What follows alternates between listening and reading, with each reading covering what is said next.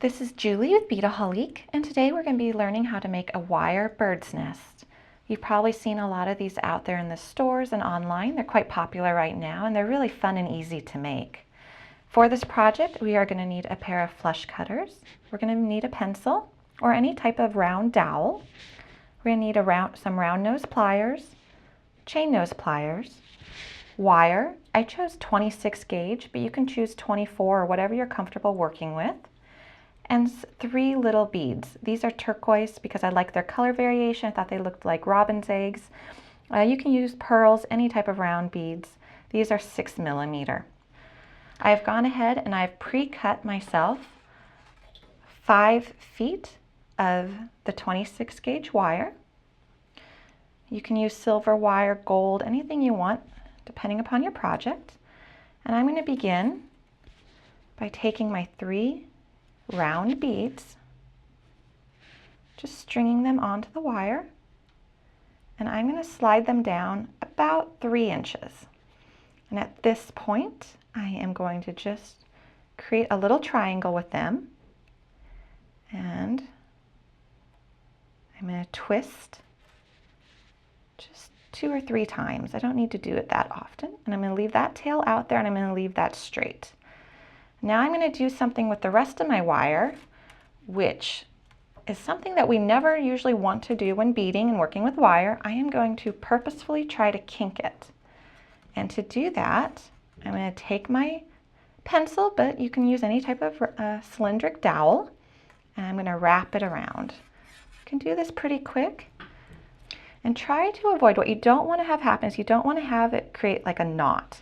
So I'm going to just pull that out, because what will happen, that kink is fine, but if you had an actual loop, it's going to be hard to pull through the wire when you're weaving your bird's nest. So try to keep that in mind. Okay, and now I'm going to pull it out and just smooth it over. So now I have a nice wave. And I actually really like a messy bird's nest. So I'm going to leave about 3 inches here as well that I'm not going to overly kink, but I'm going to just go in here and twist. Again, I'm not creating any type of loops, but I am creating little kinks.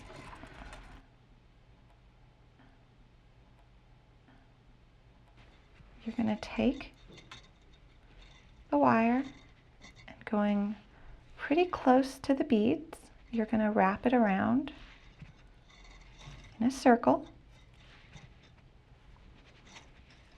You're going to do that 5 times.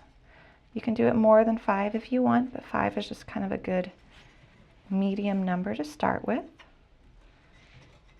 Also, if you get too many more wraps than 5, it gets a little bit hard to hold on to. Okay, now I've come back to my starting point, and I need to now secure those in place. And I am just going to now put it through the first space between my 2 beads. And I thread that all the way through, so it comes out the other side. One problem with the kinky wire is it does snag on different things that you have on your workspace, so just kind of be aware of that.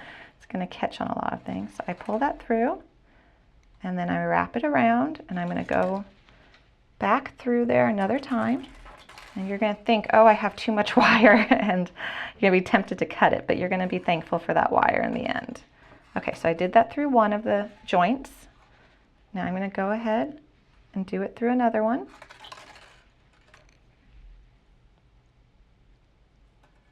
Again, it's just coming out the back. And again, go back through. You can even go through that middle hole if that's easier for you.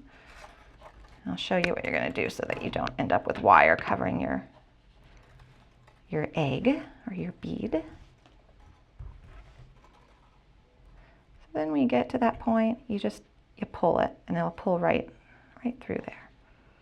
Okay, so now we're going to go over to the final one. I've got all 3 ends secure, so now those 5 wrappings that I did are secure. I don't have to hold them anymore. So now I'm going to start working on getting the base. So here's my finished piece, and you can kind of see how I've done it there. And to start that process, I'm going to make a little loop in the middle, and I'm just going to wrap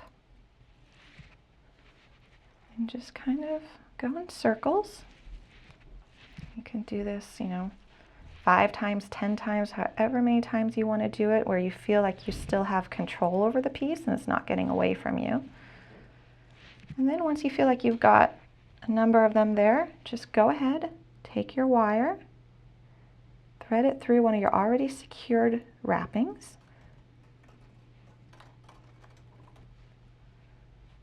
Basically, you're just anchoring everything that you do. You just don't want it to be able to come undone. So I want to keep building on my outer edge at the same time too. So again, it's very random. I noticed this side kind of got a little bit bigger than the other side, so I can just squish that down. Do a couple more loops. It doesn't always have to be round loops. You can kind of make little figure eights or whatever you want. Just make sure that you can secure them down. And I'm just kind of going here at the edge and just doing some kind of gentle swooping loops along the outer circles.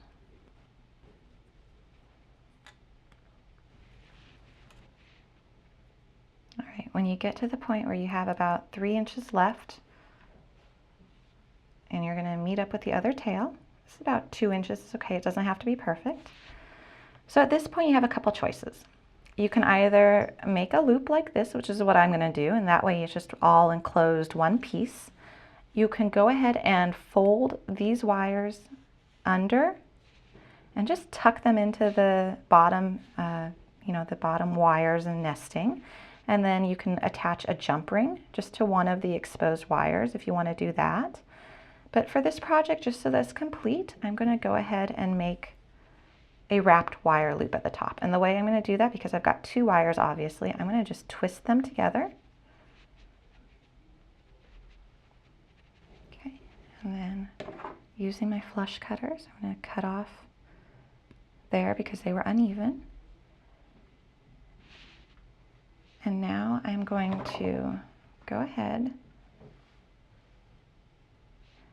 make a wrapped wire loop using my twisted wires.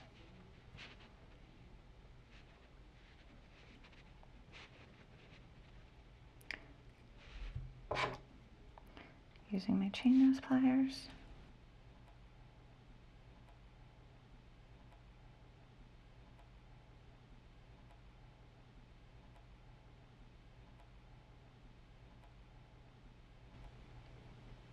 And there you have a bird's nest charm.